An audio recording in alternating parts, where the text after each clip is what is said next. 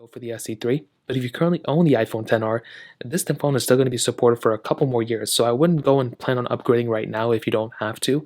But if you're planning on upgrading right now, I wouldn't even necessarily go to the SE3. I would go to something like an iPhone 12 Pro, probably, maybe, especially the iPhone 13 series. Those are great. If you want to save some money, an iPhone 11 is also a pretty good upgrade as well. So that kind of covers it up there. Now let's go and do a speed comparison between both these devices.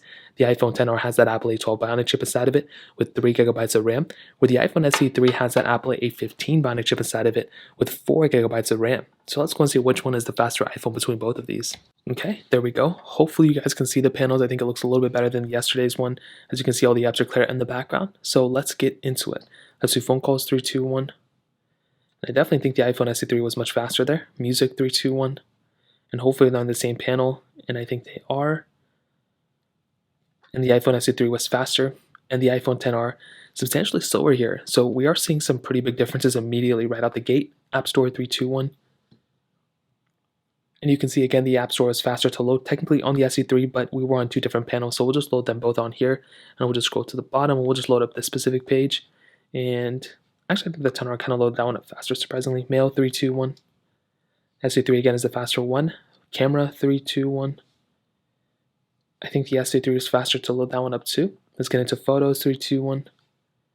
SE3 again is the faster one. Hopping out of these two, let's go and get into clock, 3, 2, 1. A little bit of a lag too on the iPhone XR that I saw. Podcasts, which I have here, 3, 2, 1.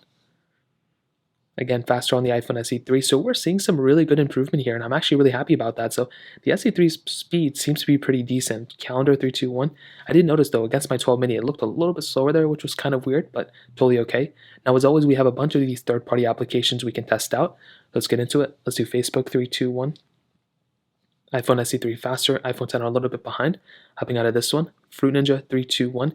And also want to showcase to you guys something else too, and this is a pretty interesting thing. So after this specific speed comparison, I want to show you how fast it is, to get back to the home screen on something like a gesture-based iPhone than a home button iPhone. So as you can see, the iPhone SE3 was blazing fast there. But let's go and load up something like Stack, for example, 3, 2, 1. So let me go ahead and demonstrate this, and I've demonstrated this before. I don't know if the iPhone XR is probably going to fall into this too. You can see the SE3 is faster to get into it. Let's go back home, 3, 2, 1. And you can see, even though I glitched up there a little bit, it was going to be faster on something like the iPhone XR with the gesture-based design.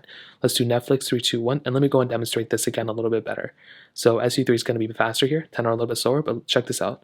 You can see that it's a much faster experience to go back home than on something like the XR. Than on something like the SE3, and that's not a problem with the speed of the SE3. It's a faster phone, but it's because of the home button and the gesture-based design you have here. Snake first blocks, 3, 2, 1. And that's something that I've always preferred with the gesture-based design. It makes things feel that much smoother. It's kind of like a 120 hertz display, almost. The SE3 is faster there as well. Let's go and get it to Quizlet, 3, 2, 1.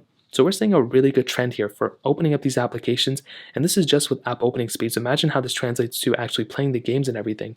Tempo Run 2, 3, 2, 1. And I've already done a ton of, gameplay for the iPhone SE3. I kind of choked up there.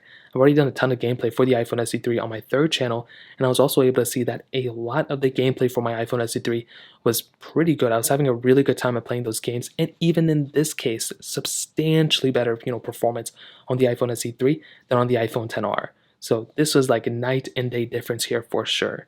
Hopping out of this one, we can do a couple more apps, Snapchat 3, 2, 1, but I think we have a good idea of which one is the faster one.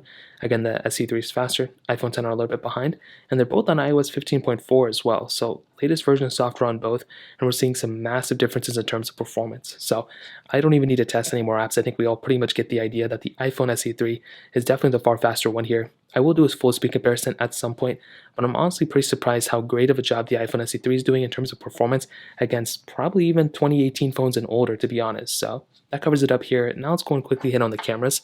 And like I mentioned before, single camera setups on both. You have the 12 megapixel wide.